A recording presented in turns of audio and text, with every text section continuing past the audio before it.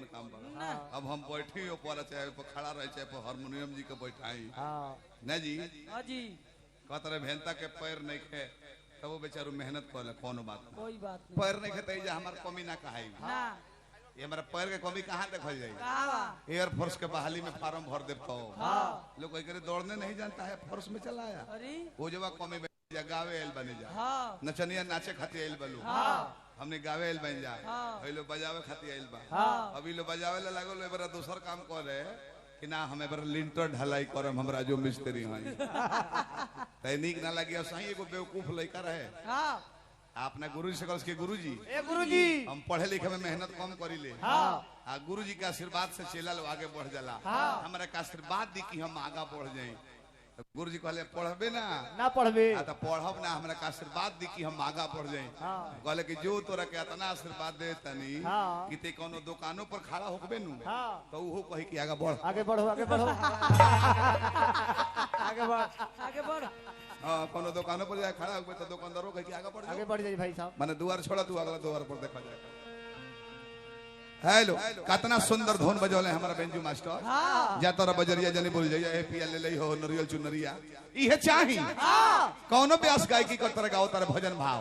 जिकने सियाई ना लाज बचाई ना तो बेंजू लगे उत्तरदायी तो मने रिस्पांसिबिलिटी बनती है कि वो भी भजन बजाएं वो बजाओ उसकी बोल बम के नारा बाई एक सहारा बा तो नीमन लगी कि अभियंता भजन गाओ तारे तो निचवा से बेंजू लो वो भजन बजाओ तारे तो बैकर लो भी बेंजू पर गाओ ता भजन गाओ ता तो नीमन लगी अभी ने जो हम तने गणेश जी आई ना लाज बचाई ना बचाई आ त लई लय भर देश कितने दिनों के बाद सजना आई रात मिलन क्यों माय गॉड अरे बाप रे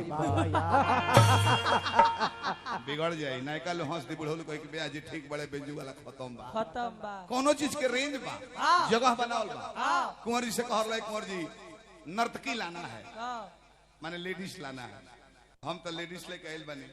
इनका लेडीज के हुना मिले तो जेंट्स लेके होते लौंडे लेके होते वकील ले बड़े निर्दलीय उम्मीदवार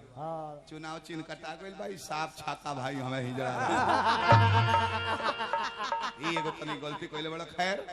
कोनो बात नहीं कहूं करना चला से काम बा फिर भी एगो चॉइस होला हीरोइन सोरे राय को उतना मार्केट बनू अभी इन्हें लोग हाला कर दो कि ना हिजड़ा होवे और हिजड़ा हो कस तो कर मार्केट दब जाई छे हां जी कोनो बात ना रूप रेखा बात हाथ ठीक ठाक बड़ा भाई बाकी अपन बिजनेस छोड़ी हो जाओ हेलो गणेश जी के दरबार में चले के बाबे इहे परिवार के एक ही कक्ष में समकक्ष बैठ के पक्ष विपक्ष अपना लक्ष्य पर विचार करे वही गणेश जी के बोलाओ कि बाबा बोलेरो से मत आई स्कॉर्पियो से ना सफारी से ना फॉर्च्यूनर से ना जहाज से ना और बात होने ठीक बाबे बड़ी पुराना धोना बैठ जा भाई अब तू दौड़ फिर कर लई कोनी बैठ जा का देखाई जान गोला देवी की जड़ा हवा बैठ जा कल्पना जी बोल रही कि भुवरा कमाओगी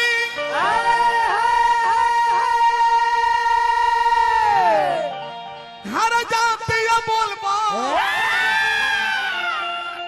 अरे बेच के भुवरी पारी बाबा हो सजनवा हमरो के बलमुआ हमरो के धराई द पटना से कौनो गाड़ी ए धुन में कहे हे गणेश जी कि हाथ माथा जोड़ विनती करीले अरे अब तरौरे के गोहराई तो अपना मुसवे पर ए बाबा मुसवे पर सवार होके सुमिरन में आई अपना मुसवे पर सवार होके सुमिरन में आई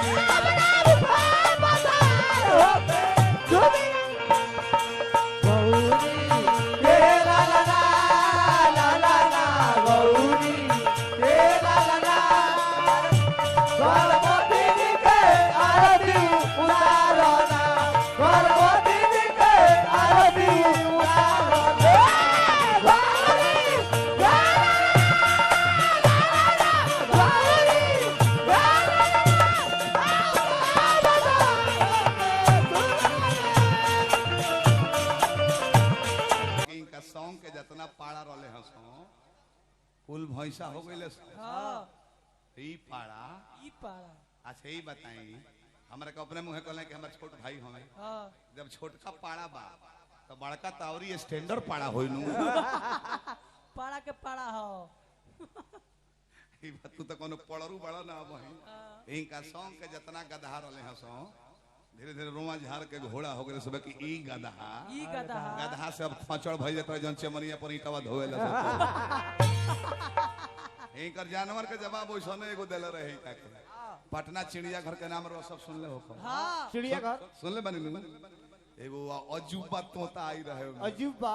3-4 भाषा बोले हाँ हम कहने एक कुंवर भैया हम गोरनी हां हिंदी अंग्रेजी सब बोलता हाँ तई कहले हमरो के लेके चलो हमरो के लेते चलो इनको के लेके आ गइनी पटना चिड़िया घर में हाँ 35 गो रुपया लागल हाँ कनी कुंवर भैया पूछो पूछा तई कहले कि रह हिंदी में पूछे दो हाँ तू तवा से जाके पूछत रहे कि तुम कौन हो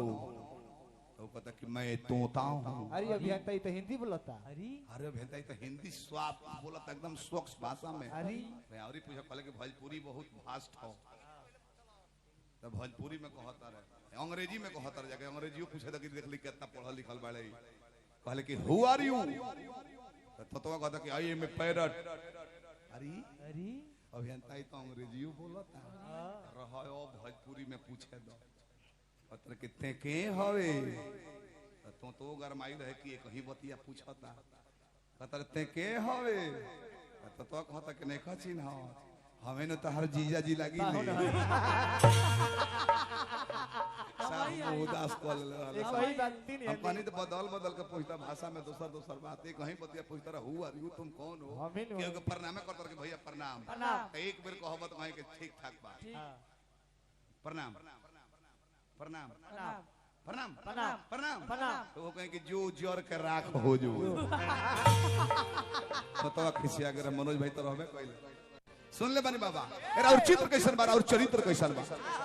हाथिया के सूंड पवलो मनुष्य के तनवा हाथिया के सूंड पवलो मनुष्य के तनवा और चित्र बा देखे में ठीक ना लगेला मनुष्य के शरीर ऊपर हाथी के बा अन्हारा में जो भेंटा जा दर्शन दे जा तो भक्त लोग के तरन तारा ना हुई लगले उड़ा से मार दी है जनी कि ना जनी बाकी और करनी और क्वालिटी कैसन बा कि हाथिया के सूंड पवला मनुष्य के तनवा